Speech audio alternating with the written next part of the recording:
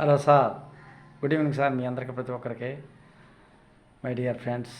చూడండి ఫ్రెండ్స్, నా వెనక వైపుగా ఉన్నటువంటి మా అమ్మగారు మా నాన్నగారు ఫ్రెండ్స్. మా అమ్మగారు మా నాన్నగారు చనిపోయారు.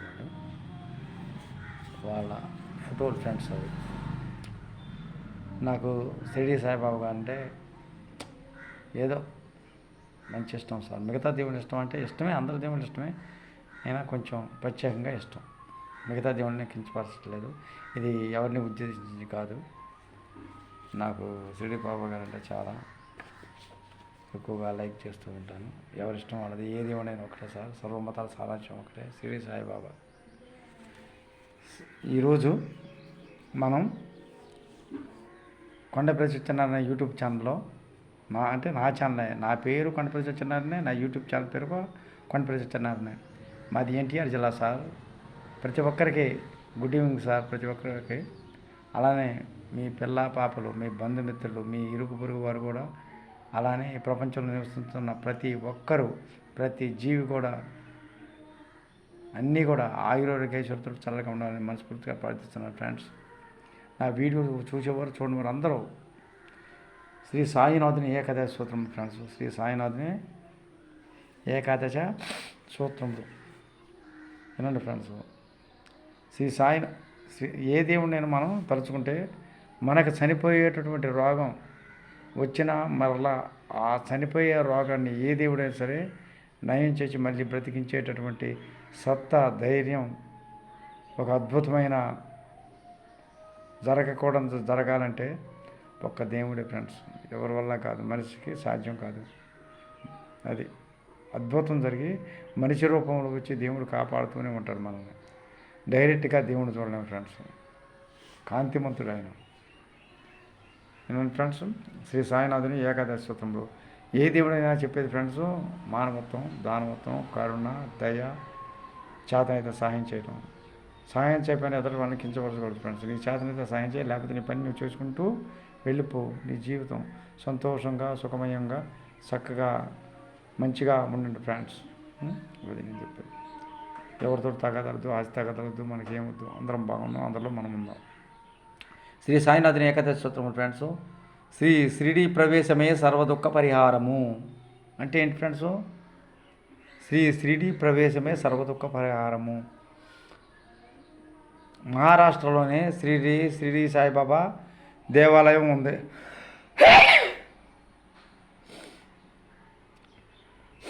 అక్కడికి వెళ్ళటం ఏంటో, ఆ గుళ్ళోకి వెళ్ళటం ఏంటో మనకి అసలు దుఃఖం అనేది ఉండదు ఫ్రెండ్స్. అది దుఃఖం అనేది ఉండదు అంటున్నాడు. అది షిరిడి ప్రవేశమే సర్వదుఃఖ పరిహారము. అది సర్వదుఃఖ పరిహారం. ఇక మనకు బాధలు ఉండవు, ఎప్పుడు సంతోషంగానూ ఆనందంగా ఉంటాం. అది ఆర్తులననేమి, నిరుపేదలననేమి ద్వారకామాయ ప్రవేశమనరించునంతనే సుఖ సంపదలు అందగలరు. ఆర్తులు అంటే ఆకలి బాధతోటి ఏమి కూడు గుడ్డకి నూసుకోలేని, ఇల్లు వాకిలేని ఆర్తులు అనమాట వాళ్ళు. నిరుపేదలు అంటే కష్టజీవులు అనమాట. తెచ్చుకుంటే తింటాం, లేకపోతే లేదు, వాళ్ళు నిరుపేదలు. ద్వారకామాయ ప్రవేశమనించినంతనే ఇటువంటి వారు కూడా ద్వారకామాయ అంటే మహారాష్ట్రలోని షిరిడి సాయిబాబా దేవాలయంలోకి వెళ్ళటం ఏంటి ఏమవుతుంది? ప్రవేశించినంతనే సుఖ సంపదలు అందరూ, సుఖం వస్తుంది, మనకి సంపద వస్తుంది, ప్రశాంతంగా ఉంటుంది మనసు, హాయిగా. అది ఇంకోటి ఫ్రెండ్స్, మీ అందరికీ ఫ్రెండ్స్ కొంచెం ఇది చింతకిందలు అని వచ్చారు సార్ ఫ్రెండ్స్. ఈ అనివార్య కారణాలను మీరు ఏమీ అనుకోవద్దు ఫ్రెండ్స్. చూడండి ఫ్రెండ్స్, మధ్యలో నేను వస్తాడు అనుకోలేదు ఫ్రెండ్స్. ఇలా చింతకింజలు వాడు బ్రతకాలిగా ఫ్రెండ్స్. చింతకింజలు అనుకుంటా అమ్ముకోవటానికి వచ్చాడు ఫ్రెండ్స్. చింతకింజలు అమ్మటం కాదు, కొంటాం. చింతకింజలు కొంటామని వచ్చాడు ఫ్రెండ్స్. అందరూ బతకాలి, అందరిలో మనం ఉండాలి. అది ఫ్రెండ్స్. ఆర్తులు అంటే కూడికి గుడ్డకు మళ్ళీ ఇల్లు లేకుండా ఉండేవాళ్ళే ఆర్తులు అంటారు. అనాథలు, ఏమి లేని వాళ్ళు అనమాట. నిరుపేదలు అంటే ఏంటి? నిరుపేదలు అంటే ఏమి తెచ్చుకుంటే తింటాం, లేకపోతే లేదు, వాళ్ళు నిరుపేదలు. ద్వారకామాయ ప్రవేశమంతనే ద్వారకామాయ ప్రవేశం. ద్వారకామాయ అంటే ఎక్కడ? శ్రీ షిరిడి సాయిబాబా దేవాలయం, మహారాష్ట్రలో ఇది ఫ్రెండ్స్. మనం వాళ్ళు వెళ్ళటం ఏంటో ఏమవుతుంది అక్కడ? సుఖము వస్తుంది, సంపద. మనకు సంపద దేవుడు వచ్చేటట్టుగా చేస్తాడు ఫ్రెండ్స్. అది సంపద ఉంటేనే కదా ఫ్రెండ్స్ సుఖ సంపదలు, సుఖము సంపద కూడా వస్తుంది. ఈ భౌతిక దేహానంతరము సైతము నేను అప్రమత్తుడినే. మన షిరిడి సాయిబాబా గారు తన శరీరాన్ని చాలించి సమాధిలోకి వెళ్ళిపోయారు. మీ అందరికీ తెలుసు.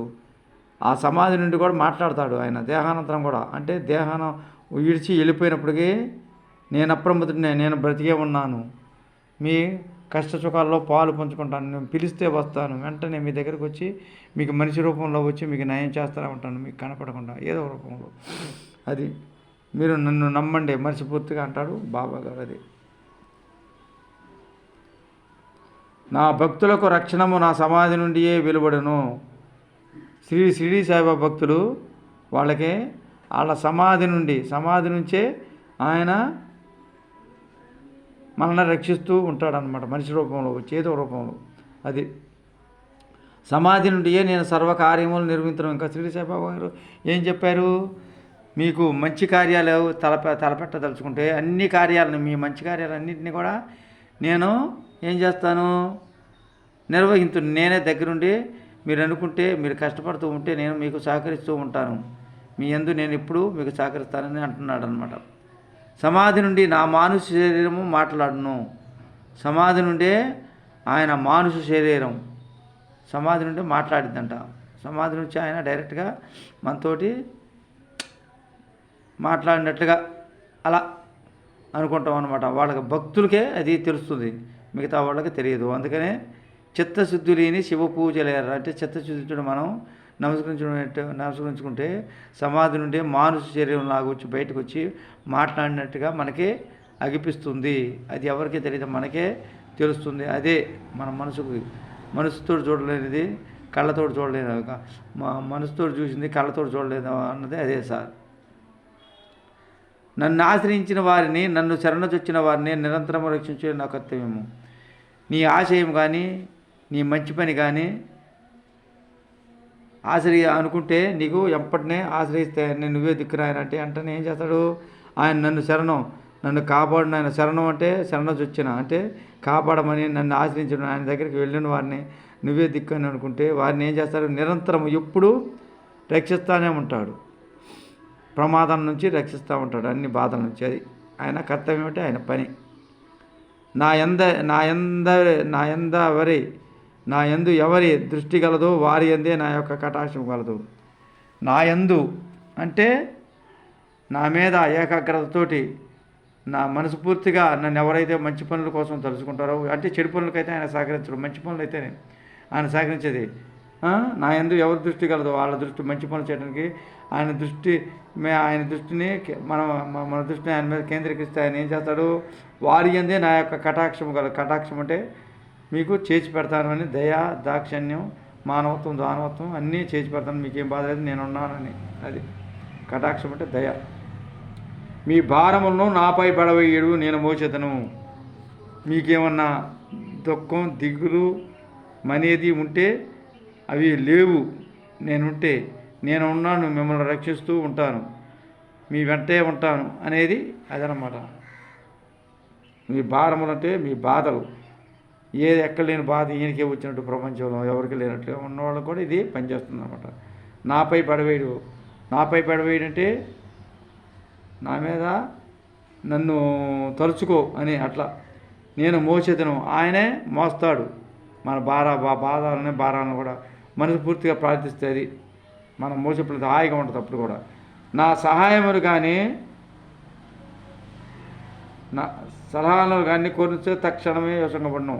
నా సాయం అయ్యా, నాకు ఈరోజు కష్టపడ్డాను, ఒక 100 రూపాయలన్నా వచ్చేటట్లు చేయను ఆయన అని కష్టపడితే వెంటనే మనకు రప్పిస్తాడు. అయ్యా, నేను అప్పుల బాధలను మునిగిపోయాను, ఒక 1,00,000 రూపాయలు అప్పు ఉంది, నేను కష్టపడుతూ ఉన్నాను, నిదానంగా తెచ్చుకునేటట్టు చేయమంటే ఆయన చేస్తాడు. వెంటనే చేయడం కలిసేటట్టుగా చేస్తాడు. ఇవాళ 10,000 నెలలో తీర్చాలనుకో 15 నెల అనుకున్నది 15 రోజులనే అవ్వచ్చు, వారం రోజుల్లోనే నీకు అయిపోవచ్చు. ఎందుకని ఆయన ఆపద్బంధుడు, అనాథరక్షకుడు, పేదల పాలిటి పెన్నిది, ఉన్నవారికి లేని వారికి అందరికి కూడా వాళ్ళ మంచి చెడును వసిగేటటువంటి దివ్యమూర్తి శ్రీ షిరిడి సాయిబాబా గారు. మామూలు మాట అది తక్షణమే యోసంగపడతారు అనమాట. నా భక్తుల గృహముల యందు లేమి అని శబ్దము పడచోపదు. ఎవరైతే చిత్తశుద్ధితోటి షిరిడి సాయిబాబా గారిని పూజిస్తారో వాళ్ళ ఇంటి యందు అష్టైశ్వర్యములు, సంపద, బంధుమిత్రులు, ఇరుగు పొరుగు వారు కూడా అందరూ వాళ్ళని చక్కగా గౌరవిస్తారు. అది లెక్క. వాళ్ళకే మానసిక బాధలు అనేవి ఉండవు. అది నా భక్తుల గృహముయందు లేమి అనే శబ్దం పడదోవదు. అది లేదు ఇది లేదు అనేది ఉండదు, అంతా బాగుంటుంది. అది లెక్క సార్. మీరు కూడా ఒక్కసారి ఆలోచించండి సార్. మీకు నచ్చిన దేవుణ్ణి ఎన్నుకొని ప్రార్థించుకోండి. ప్రతిరోజు ఉదయం సాయంత్రం మీ కార్యకృత్యాలు తీర్చుకొని మనస్ఫూర్తిగా ప్రార్థించుకోండి. మీరు కష్టపడండి, దేవుడు సహాయం చేస్తాడు. అదే ఫ్రెండ్స్ నేను చెప్పేది. నేను దేవుడు అంత గొప్పవాడిని కాదు ఫ్రెండ్స్. దేవుడు మహాసముద్రం, అందులో నీటి పుడక లాంటి వాడిని ఫ్రెండ్స్. అది ఫ్రెండ్స్. ఉంటాను ఫ్రెండ్స్. మీ అందరికీ కొండపల్లి సత్యనారాయణ యూట్యూబ్ ఛానల్ మొట్టమొదటిగా చూసిన సబ్స్క్రైబ్ చేయండి. ఆ తర్వాత లైక్, షేర్, కామెంట్ పెట్టండి. ఒక్కసారి సబ్స్క్రైబ్ చేస్తే చాలు. మీరు మర్చిపోతున్నారు ఫ్రెండ్స్. సబ్స్క్రైబ్ ఎవరో కొంతమంది సబ్స్క్రైబ్ చేస్తున్నారు కానీ లైక్, షేర్, కామెంట్ పెట్టాలా. అప్పుడప్పుడు పెట్టండి ఫ్రెండ్స్. నా వీడియో పెద్ద వీడియో చూడట్లేదు ఫ్రెండ్స్. పెద్ద వీడియో చూస్తే నాకు మీరు బాగా సహాయం చేసి ఒక లైక్ చేయండి ఫ్రెండ్స్. అలానే కామెంట్ పెట్టండి. సబ్స్క్రైబ్ చేసిన వాడు ఒక లైక్, కామెంట్ ప్రతిరోజు పెట్టమని నా సబ్స్క్రైబర్స్ని కోరుకుంటున్నాను ఫ్రెండ్స్. మీరందరూ బాగుండాలి, అందులో నేను ఉండాలి. నా వీడియోలు చూసేవారు చూడండి, వారు అందరూ బాగుండాలి, అందులో నేను ఉండాలి. మర్చిపోద్దు ఫ్రెండ్స్. ఉదయం సాయంత్రం స్నానం చేసి మీకు ఇష్టం వచ్చిన దైవాన్ని మనస్ఫూర్తిగా మంచి మనసుతోటి ప్రార్థించుకోండి ఫ్రెండ్స్. మీకు అనుకున్నది అవుతుంది ఫ్రెండ్స్. ఉంటాను friends. Thank you very much friends. Thank you. God bless you friends. మీ అందరికీ థ్యాంక్ యూ.